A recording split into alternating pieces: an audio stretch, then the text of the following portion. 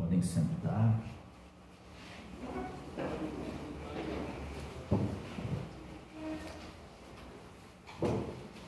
As palavras do nosso Evangelho, no capítulo 12 de João, nos mostram o momento em que Jesus fala uma grande verdade, uma verdade bela.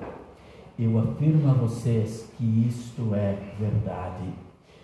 Se um grão de trigo não for jogado na terra e não morrer, ele continuará a ser apenas um grão, mas se morrer, dará muito trigo. Quem de vocês, lá na quarta, quinta ou sexta série, ou quarto, quinto ou sexto ano, não fez aquela experiência na escola, colocar alguns feijões dentro de um copinho com algodão e com água? Era fascinante fazer aquilo. Você coloca o feijão, ele começa a inchar um pouquinho, de repente ele parte e sai de dentro dele um pequeno broto, e ele vai crescendo, e no outro lado vai enraizando, e aquele grão de feijão ele começa a secar, a murchar e a morrer. É exatamente isso que Jesus está falando para nós hoje, o que vai acontecer com ele. Um pequeno, grande milagre é o do grão de feijão, um grão que estava lá no pacote, junto com mais grãos, junto com mais outros pacotes de feijão. Lá estava ele, e de repente é colocado água, de repente ele começa a crescer, de repente ele começa a brotar, mas ele precisa morrer. Para que haja vida, o grão precisa morrer. É o que acontece com Jesus. E no nosso Evangelho ele diz: se um grão de trigo não for jogado na terra e não morrer, ele continuará a ser apenas um grão, mas se ele morrer, ele dará muito trigo. Ele gera vida. De um grão dá 100 por um, são 100 grãos, 80, 90, é o soja mais ou menos isso. Quanto dá o soja? 80, 90 por um, é isso? Dá vida, ele gera alimento. E Jesus fala isso de si mesmo. Então, eles, usando o milagre da vida que brota da morte, produz muito fruto, Jesus estava falando, em primeiro lugar, dele mesmo. O versículo 31 e o versículo 33, ele diz: chegou a hora deste mundo ser julgado, e aquele que manda nele será expulso. E quando eu for levantado da terra, atrairei todas as pessoas para mim. E ele dizia isso para indicar de que maneira ele ia morrer. Notem que é algo interessante: o grão precisa ser colocado embaixo da terra para brotar, mas Jesus, para que desse vida, ele teria que ser levantado da terra. E Jesus está falando ali com os seus discípulos, ele está dizendo: olha, eu vou morrer de uma maneira diferente. Eu vou morrer como vocês têm visto aí muitas pessoas serem crucificadas. Sim, no tempo de Jesus, os bandidos, os assassinos, os estupradores eram todos crucificados. Não lhes era digno morrer com os pés na terra. E Jesus, quando ele aponta esse tipo de morte, os discípulos pensaram: não, você só pode estar brincando. O Messias vive para sempre. De que homem você está falando, afinal? Mas Jesus estava falando dele. Jesus estava mostrando claramente que a sua glorificação estava na sua morte, oculta lá na cruz, para ser glorificada diante de todos. Então, ele seria como um grão que está guardado. Ele permaneceria vivo, mas ele não produziria frutos para o benefício dos outros. Não, Jesus seria o grão que seria levantado da terra, e esse grão produziria vida. Esse morrer para produzir vida é o caminho que Deus escolheu para mostrar o seu amor, a sua salvação ao mundo. Agora tem outros caminhos. Nós estamos aí há 3 semanas, toda quinta-feira, online, Quem quiser, dá um cliquezinho lá e entra. Nós estamos refletindo. Jesus disse: eu sou o caminho, a verdade e a vida. Na última quinta-feira nós refletimos sobre a vida, mas nós falamos há 3 semanas atrás sobre o caminho. Jesus é o caminho, mas existem outros caminhos. Existe o caminho das religiões humanas e eles são diferentes. Por exemplo, no budismo e no hinduísmo, são 2 religiões orientais. Budismo e hinduísmo, está lá na Índia, isso está lá na China. Para eles existe a lei do karma. O que é o karma? Tudo o que a pessoa semear também colherá.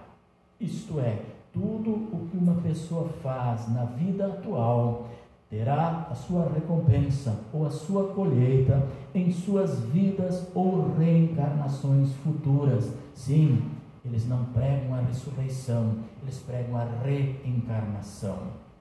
Se alguém, por exemplo, se comporta mal nessa vida, na vida futura poderá reencarnar ou renascer como um paralítico, poderá reencarnar ou renascer como um animal, como um cachorro, como um macaco, como um rato, ou até mesmo uma barata. Na Índia é assim, existe o templo dos macacos, o templo dos ratos, o templo dos cães.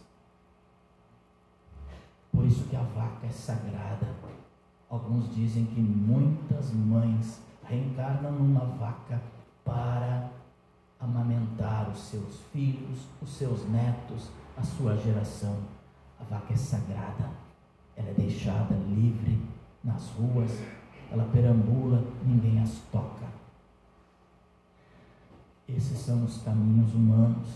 Se a pessoa se comportar bem, pode reencarnar como alguém de muitas posses, alguém nobre, como alguém das classes altas. Escutei um dia uma reportagem onde um espírita, porque aqui no Brasil esse tipo de religião não veio muito, o brasileiro não gosta muito dessa ideia de reencarnar num animal, coisa assim, mas para cá veio muito o espiritismo kardecista. E Chico Xavier falando algo muito estranho. Ele foi perguntado: mas na lei da reencarnação, uma pessoa que tira a própria vida, de que maneira ela vai reencarnar? Olhem bem o que ele disse: depende do modo com que ela tirou a vida. Se ela pegou uma arma e deu um tiro no seu ouvido, ela vai reencarnar numa pessoa surda.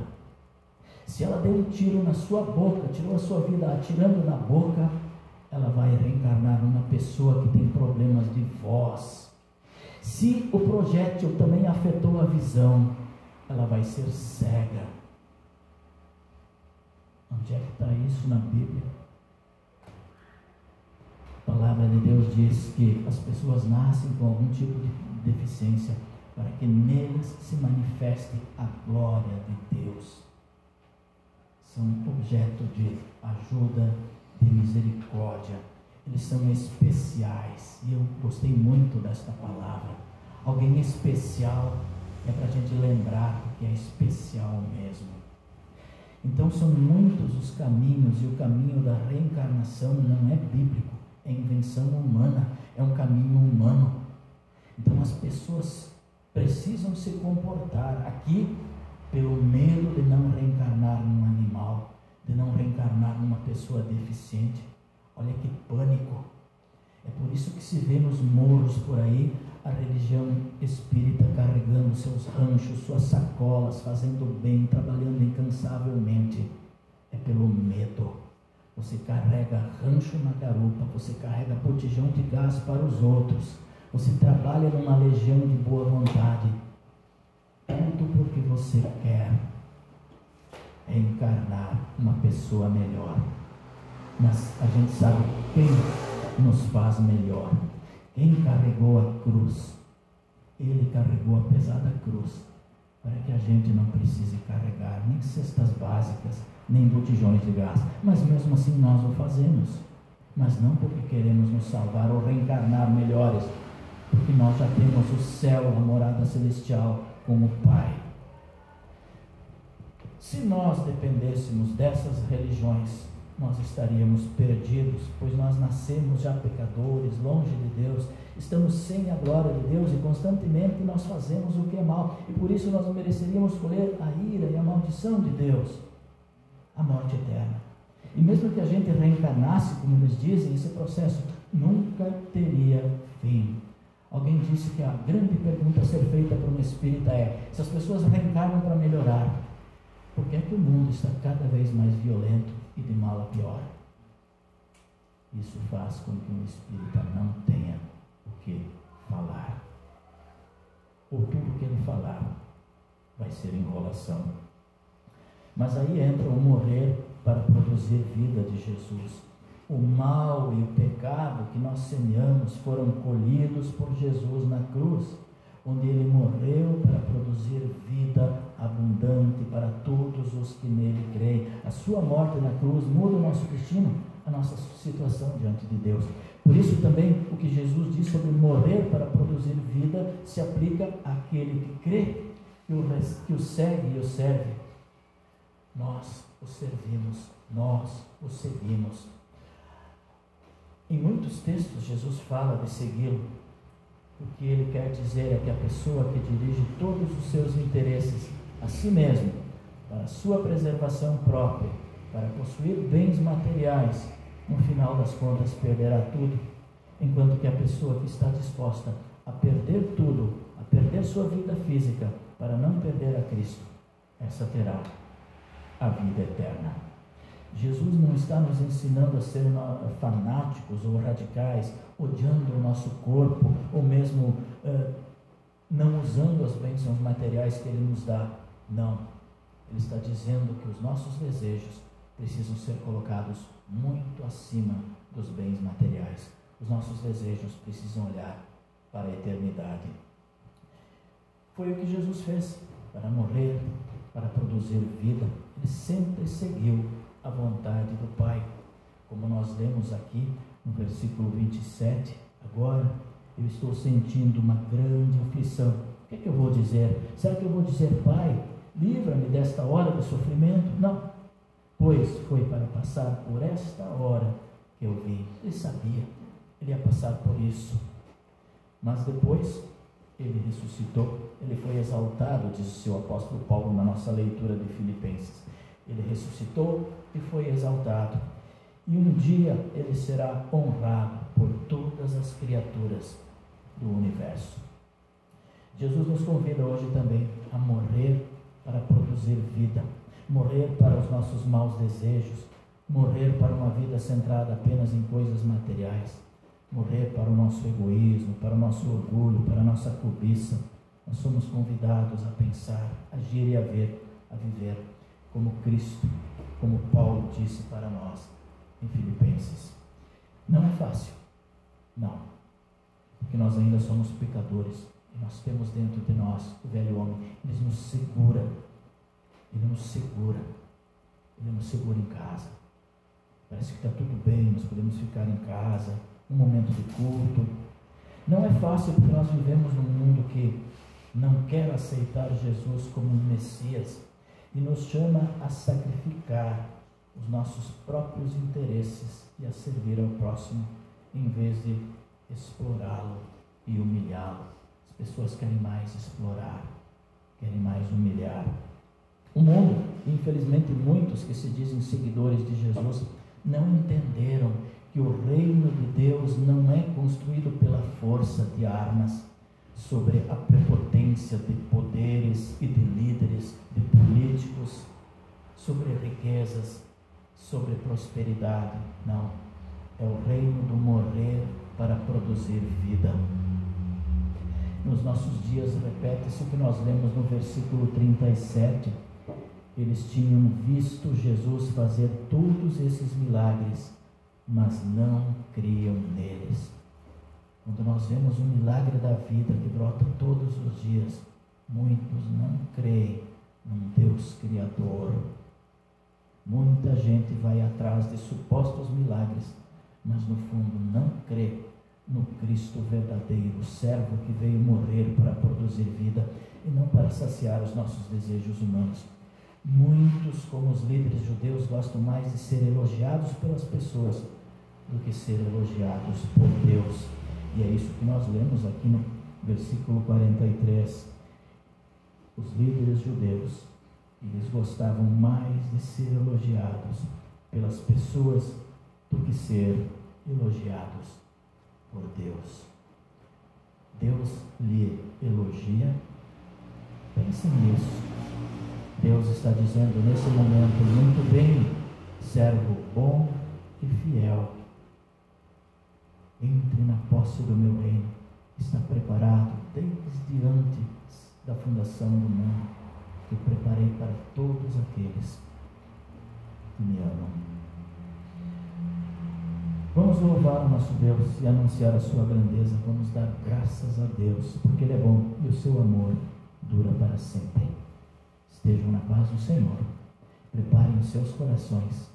Começou a Semana Santa de meditação, de silêncio. A minha filha ontem ligou me perguntando: pai, é pecado fazer festa na Sexta-feira Santa? Depende muito dessa festa. Se ela for a alegria da salvação, talvez não seja pecado. Mas se for bebida, comida, é um momento de se abster um pouco. É um momento também de comer peixe, porque isso nos faz mais saudáveis e nos faz refletir sobre o sangue que Jesus derramou na Sexta-feira Santa. Que Deus abençoe cada um de nós nesta semana triste, porém necessária, mas que termina em um domingo alegre.